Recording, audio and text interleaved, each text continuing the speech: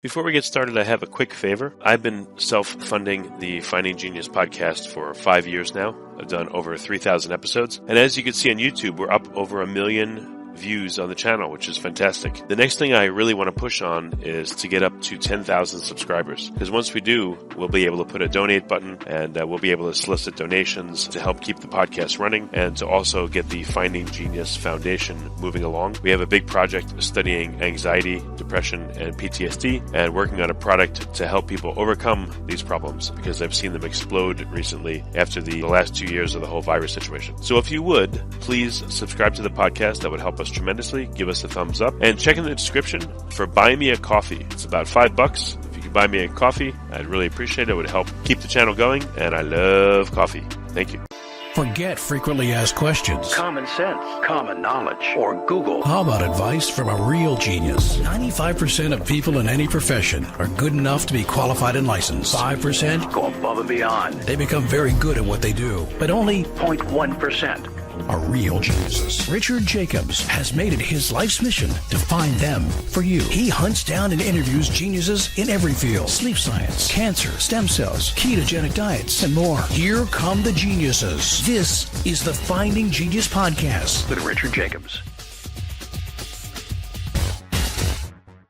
Hello, this is Richard Jacobs with the Finding Genius podcast. My guest today is Jay Campbell. We're going to talk about how to break free from the failing sick care system. You know, it's an illusion to the healthcare system, but I agree. He's the author and co-founder of BioLongevity Lab. So he's a 5-time international best-selling author, a men's physique champion, and like I said, owner and co-founder of BioLongevity Lab. So welcome, Jay. Thanks for coming. Richard, what's going on, brother? Thanks for having me. Yeah, tell me a bit about your background. Usually people in health and healthcare and, you know, that kind of stuff, they have their own personal struggles in the past. So what's your backstory there? So really no personal struggles. I've always been an athlete in my life. I played college basketball at Division II level in the NCAA. And then when I got out of school, about 8 years post-college, I was playing in adult men's basketball league. And I got kicked in the testicles playing in the league. And, I checked myself out, keeled over. It was like, And about 7 to 8 weeks later, I started feeling really, really run down. And at the time I was living in Southern California in Pasadena, and I went to, I was working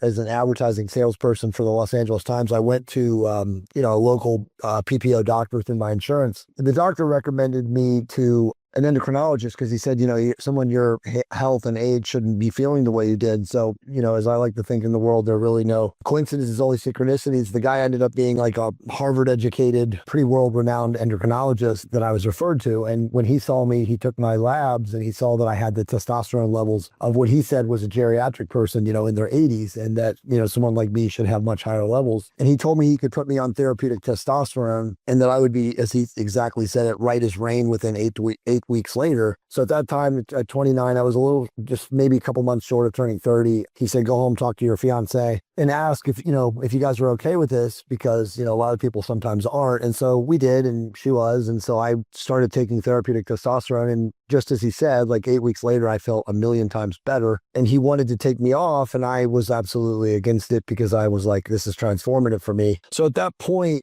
I just became this really, prolific, voracious student of hormone optimization. And at the same time, I was basically experimenting on myself with peptides and all sorts of other things that at that time were completely underground and nobody knew what they were. And it really gave me this, I would say, over the next 10 to 12, 15 years, a mastery of the subject material, which then led me to write my book and to become whatever the hell I am now. When people ask, my daughters ask me what I do, I say I'm an online gypsy. I just mistakenly have, revenue and income come to me from all corners of the globe. And I also say that I'm my accountant's worst nightmare.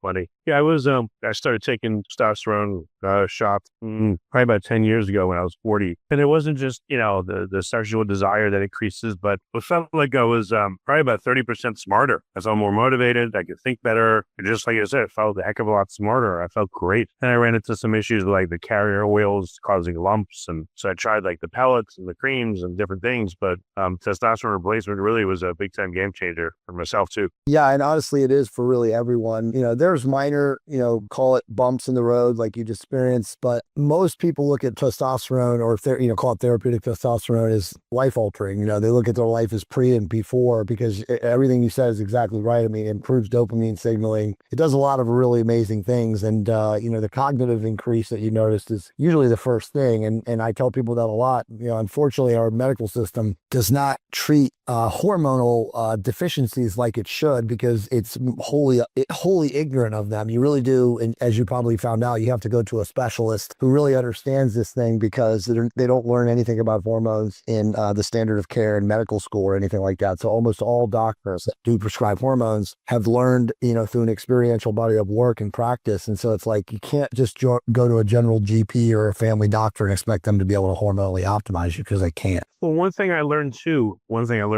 if anyone's in a relationship, you do need to talk to both people because if one, let's say, I don't know, you're a couple that is barely having sex and now all of a sudden one of the people is like bugging them every day, it can ruin the relationship. So when I first went to this clinic, I was like, hey, you get the partners in, and they're like, no. I was like, okay, because again, strained relationships that really cause problems. Yeah, I mean, there's no doubt. I mean, there's no reason that anyone who's aging should, one spouse or one significant other should be on hormones and the other shouldn't. That doesn't really make any sense because you're going to leave the other one behind. I mean, it's a deep conversation and rabbit hole, but, I personally think that anyone, who's 35 or 40 or, even older, should look into hormone optimization because it really is, in my opinion, the fountain of youth. I mean, it keeps people younger. It keeps people virile. It keeps people, if they're obviously focused on living an optimized life, as I call it, it's really the gateway to just longevity. So let's start with men.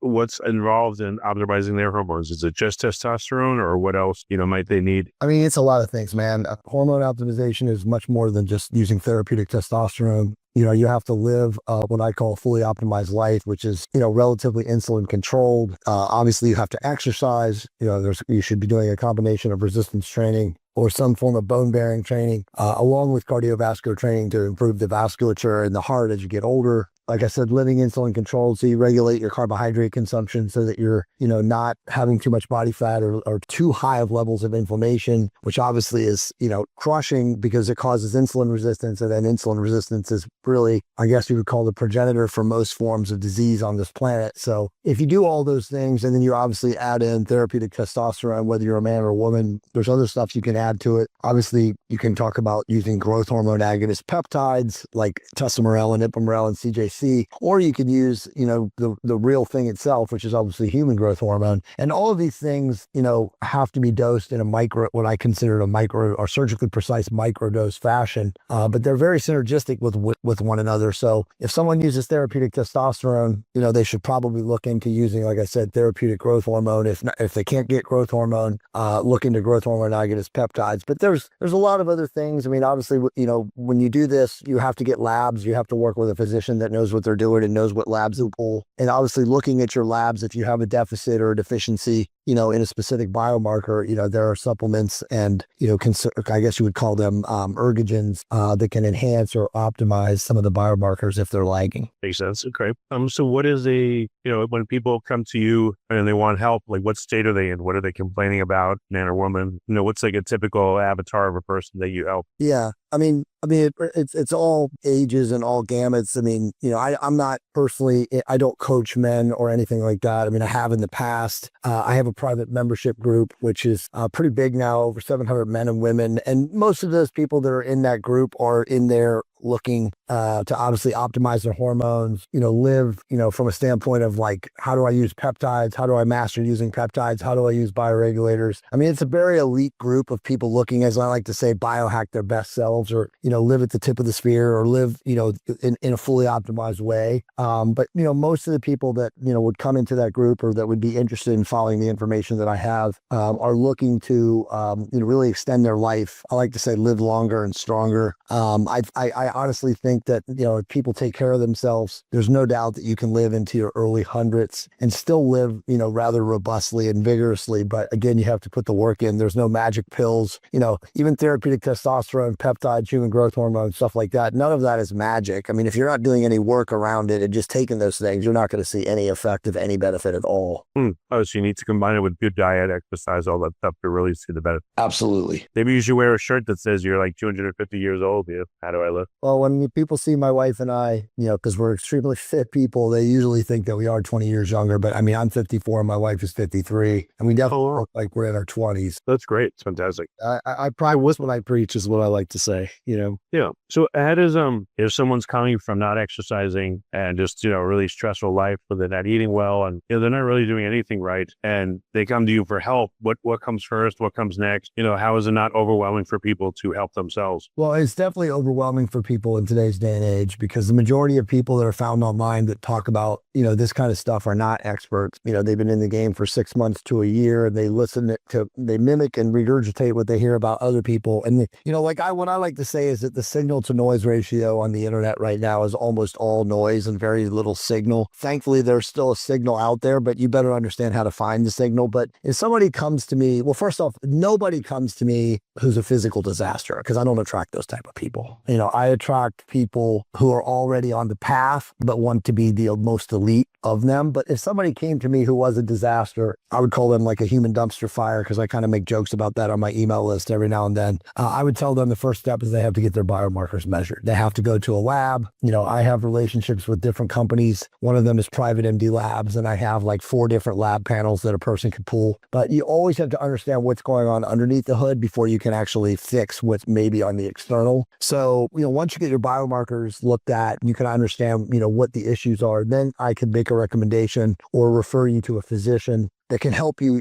begin to optimize, from a step 1 standpoint. And then obviously from there, based on your biomarkers, based on what, you would technically qualify for, because again, whenever you start hormones, you obviously have to have a clinical need to get a prescription from a physician. So at that point, then we can kind of make recommendations on like, okay, like let's say you have a high inflammatory markers, you have too much body fat, you have insulin resistance, all these different things. Then we can really put a program together that can really like have you take, one bite at the apple at a time. Okay, so biomarkers first, and then, when the work begins, what does the work look like? Yeah, it's a good question. The work is first, again, changing your diet.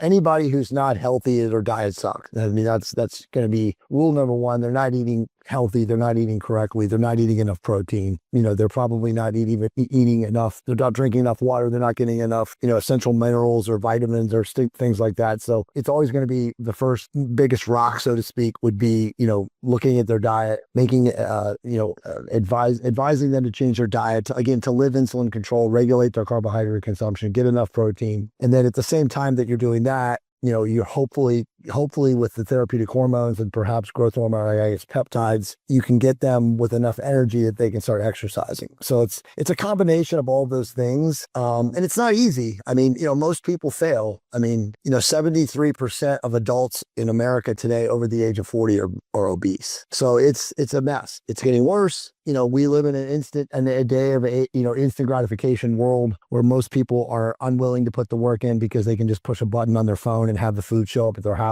or have their hygiene products or their toiletries or whatever come in Instacart or whatever. So a lot of people today just don't really exercise. They don't move. But, if you want to live longer and stronger, and you obviously, are into improving your longevity factors and your biomarkers, you got to move. Okay. Do you see that after a certain age or in a certain circumstance, it's really, really hard to get started, or? No. I mean, anyone can do this. It just requires willpower and desire. I mean, there's tons of, scientific studies and peer review, stuff out there that shows that somebody in their 70s who's never lifted a weight in their life can, add 10 to 15 pounds of muscle in 6 months if they show up and put the work in. Now, obviously the work that's required, has to be what I would consider scientifically based, like a weightlifting or resistance program that is, what I call progressive overload. So it's designed so that, every time you show up, you challenge your body or you challenge your performance a little bit more than you did the previous session. But anyone can build muscle. Anyone can lose fat. Anyone can get healthy, at any age. It just, like I said, it requires desire and it requires action. Okay. And have there been people that you couldn't help, even though, they tried, you tried? Have there been, any circumstance in which you couldn't make a big difference? No, because I'm smart enough to not take on people that I know aren't going to put the work in. So, I've had, I'm very blessed where I'm at in my level of life. I've had people that have sold companies for, 10 figures, 9 figures, and they've come to me and they've said, I have any amount of money, I'll pay you any amount of money. I need a 90-day program. And I laugh in their face and I say, I'm not taking your money. You don't have enough money because you spent 50 years or 45 years or 38 years or whatever of your life becoming a human dumpster fire. And there's no 90-day program that's going to unwind all the damage you've done to yourself. So, I'm not the right guy for you. And then I just send them on their way. So I rarely take on people that I know are not going to, put the work in and create change in their life. And very, very truthfully, Richard, the way it works is this: until a person can look in the mirror and love and trust themselves and feel worthy of changing to whatever the change is going to be. And in this instance, we're talking about obviously to get better fit, to extend your life from a longevity standpoint. It doesn't matter what you tell them. It doesn't matter what information you give them, how much knowledge you have. They will default back to the state that they ultimately feel, which is no love and trust of self. So regardless of, any space that a person's in from a fitness standpoint, until you can actually help a person find worth, they're always going to default to their default state, which is essentially, again, they don't trust and love themselves. So if they're out of shape, they're going to go back to being out of shape. Even if they get fit, even if you get them on a program and they spend 90 to 120 days doing all the work, if they haven't actually gotten to the point where they worked on their inner self, they're going to still end up going back to their old habits and old behaviors and become the same person. And I've seen that in so many people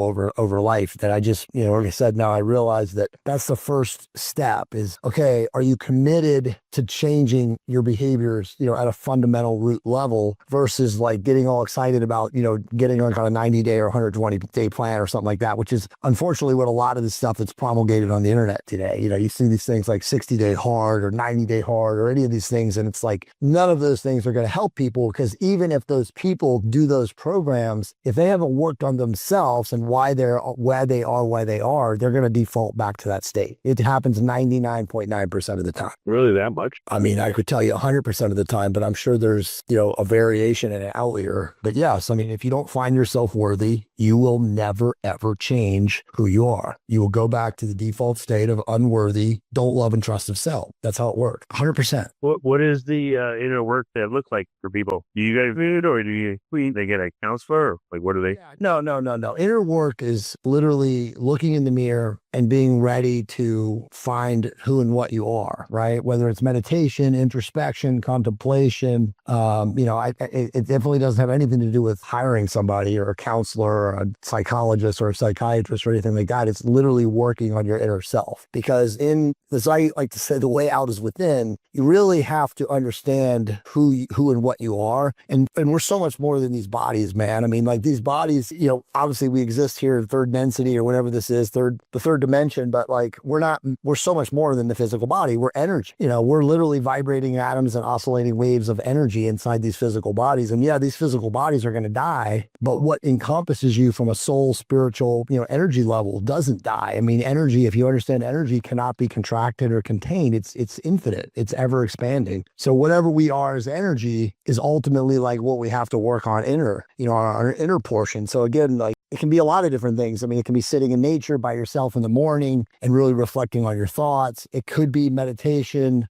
For me, I like to be very introspective. I like to go to a quiet place. It's usually in my backyard with my dog and just sit there and be alone with my thoughts and, not let what I call the drunk monkey, which is obviously your ego, drown out the thoughts, and just get to a place of sheer stillness, or, what I like to say also is mind silence. And then just at that point, really focus on what it is that I ultimately want to create. And at that point, once you have that understanding or that awareness of like the desire of what you want to create, I feel like you have a much clearer understanding or a bigger picture of what your purpose is here as a person or as a human. That makes sense. So who would make a good client for you? Who wouldn't? Again, someone willing to do the work, do whatever it takes, or does it go beyond that? It's got to be someone willing to do the work. But like I said, I mean, I don't really invest time in coaching people. My group, we answer questions. There's a lot of subject matter experts in my group. I've coached people in the past. I offer one-on-one consults for my website, for fitness related stuff, biohacking related stuff, hormone related stuff. But like I said, I'm very, very, I vet everyone. They have to answer a questionnaire when they come in, and I ask them a series of questions. And if they don't answer the questions right, the money that they pay me, for whatever it is for 30 or 60 minutes is just refunded to them. I don't even talk to them. So I guess the answer is very simply that the type of person that I will work with is somebody who's truly committed to change, and is, in the AA and Alcoholics Anonymous, they have the statement, until a person is sick and tired of feeling sick and tired, that's the people that I attract. Gotcha. So what's the best way for people to get in touch with you that they're interested in, changing their life and learning about all this hormone optimization? Sure. I mean, the easiest way is I'm on, my website is jcampbell, Campbell.com. You can find me on social media at jcampbell333. And then obviously my company is BioLongevity Labs. We are going to be within the next 9 to 12 months, truly the Amazon of biohacking. We have all sorts of peptides, bioregulators, small molecules, various supplements, very, very tip of the spear, bleeding edge products that, in my opinion, over the next 12 to 15 months and even 2 years are going to really change what I call the biohacking industry from a standpoint of teaching people how to not rely on sick care, allopathic medicine, and do it themselves. Gotcha. Well, very good. Well, thank you, Jay, for coming on the podcast. I appreciate it. Richard, thank you, brother. I appreciate it too. If you like this podcast, please click the link in the description to subscribe and review us on iTunes. You've been listening to the Finding Genius podcast with Richard Jacobs. If you like what you hear, be sure to review and subscribe to the Finding Genius podcast on iTunes or wherever you listen to podcasts. And want to be smarter than everybody else? Become a premium member at findinggeniuspodcast.com. This podcast is for information only. No advice of any kind is being given. Any action you take or don't take as a result of listening is your sole responsibility. Consult professionals when advice is needed.